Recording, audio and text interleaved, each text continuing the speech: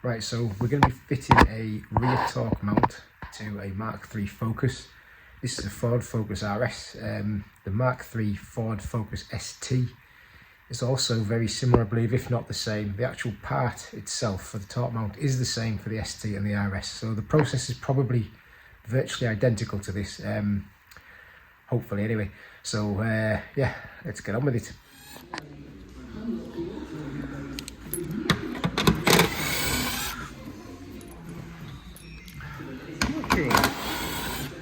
I'm not sure if they're standard bolts. No, they're not. I was expecting the Torx 30s. I think they're actually pushing things normally.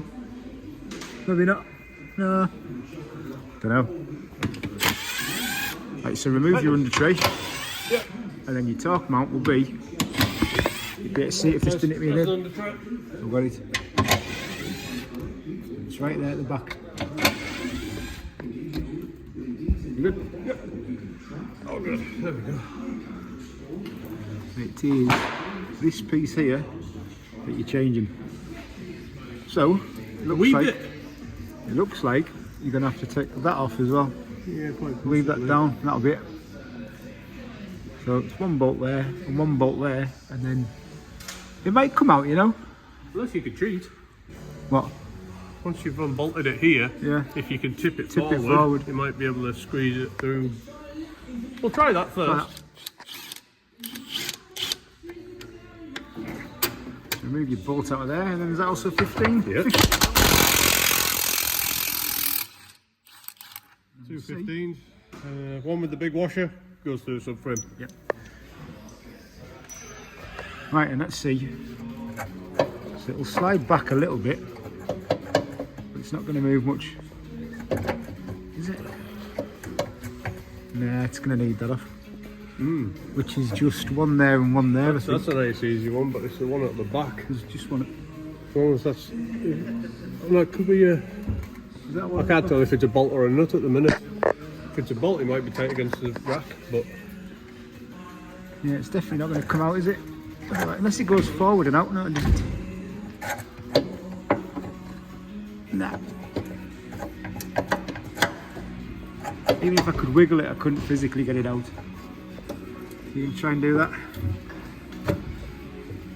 Oh, you don't even get much movement on one of these. Nah, that's not going to No, that ain't coming out. So yeah, you're going to need that mount. Right, so I've got this nut here, which has the wiring lube on it. So you need to move that nut as well, which you've got a 15. And then you've got one there as well, which will be a 15.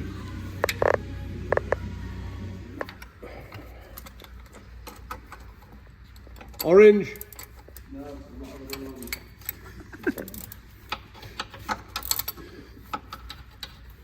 So if you're doing this on an ST, this might be marginally easier. Marginally. I wonder if they've got this brace as well. Probably do. It probably will be a bit easier because you won't have your diff on an ST, will you? They're not four-wheel drive. Yeah. They're not.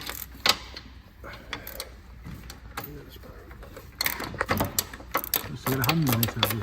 There we go. There we go. Well,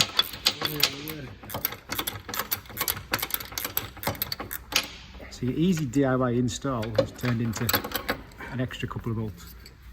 But to be honest, if that's it, that's not bad, is it? I was just going to say, this should be it, and yeah, that really isn't that bad for an uprated part. Considering the last one we did on a Jazz. That was 2 attempts, that one. It was, that didn't go well. That ended up being a make it fit job. Yeah. Wasn't it? It was, yeah. We cut it out. We had to drill it now, so Yeah. here is the Out. original. That's There we the go. part out. So we need this bit still. Yep, we need that bit in the bolts, and this is the original bush there, which actually looks alright, to be honest. Oh, it's got a weird slot in it. I don't know why it's got that slot in it. That's a bit strange. Is it warm, that? I wonder if it's to let any water out of corrosion, stop corrosion maybe, or something like that. But yeah, the actual bush itself's in good condition. Not bad, is it? Yeah. It's actually quite solid as it is. Well, ish. Not as good as an uprated part though, is it? So, your uprated part comes from Puma Speed for a Focus. It says psst on it as well, and it's the same colour as the car.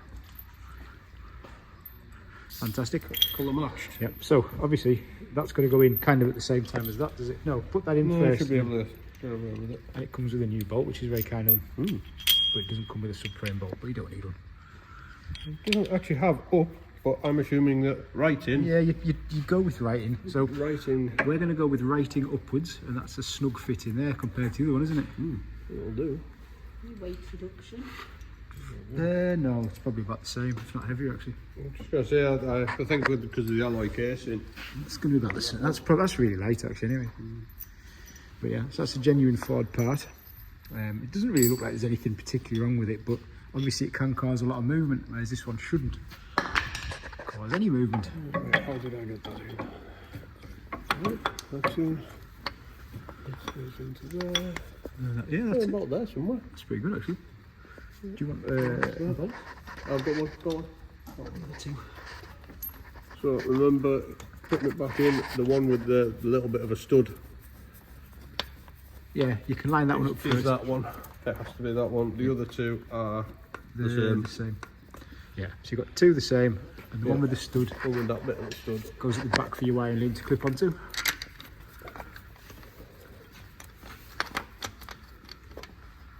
I forgot to bring a glass to do the cup of water test, never mind. I don't think it's going to change it that much. I don't think the in-car vibrations will be too bad. So that's that. So there you go. Loosely put in your subframe bolt at the bottom. Loosely put that in. Clip everything back together. There, man. Don't forget to put your wiring harness clip back on there. On that back end as well. Yeah, make sure that's back in because that's got cooling pipes on it as well that go to that little clip on that nut up there. So make sure they're clipped back in properly. And then all you need to do after that is windy gun your bolts in, and you need a spanner as well.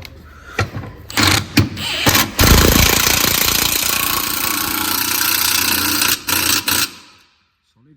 What is it, 17? I think they're 17 instead. Yeah. Just to be annoying, so you need 17 now. Yep, they've gone up from a 15 to a 17. And that is your torque mount, so that engine ain't going to move anywhere now. Pure speed. That 15 is actually not 17 either, it is actually an 18, 19. So an 18 and a 19 to be annoying. That's There you it. go. All done, just under tray to put back on. Yep, and that's it. Happy days. That'll do, we'll take that. That was a good fitment. Yep, very simple. Like it says, easy DIY.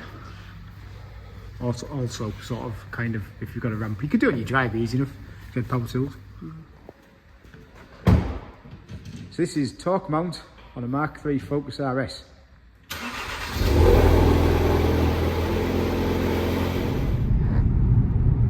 Right, so this is the journey home after fitting the torque mount, the Puma Speed torque mount.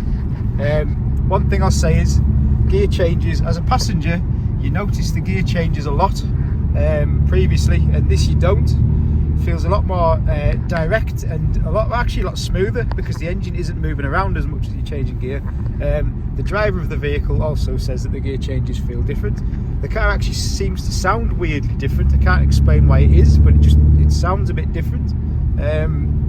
It actually seems like it vibrates less, which you'd expect it would possibly vibrate more with that mount, but it seems to sound like it doesn't. Obviously because the engine can't move as much, I guess. But on tick over, you can feel it a little bit. It's a little bit, I wouldn't say like a huge vibration, but you can definitely sense that something's changed, and it's not a bad thing. I don't mind that in lower, like barely moving, sort of really slow speeds, you can feel it, but it's not something that would ever annoy you. But gear changes, especially on low, like slow driving and lower gears, are a lot better, much more direct. And as we go now, wow, that feels great. That's much better. That's way better. Excellent. Positive review. Really foggy out, by the way.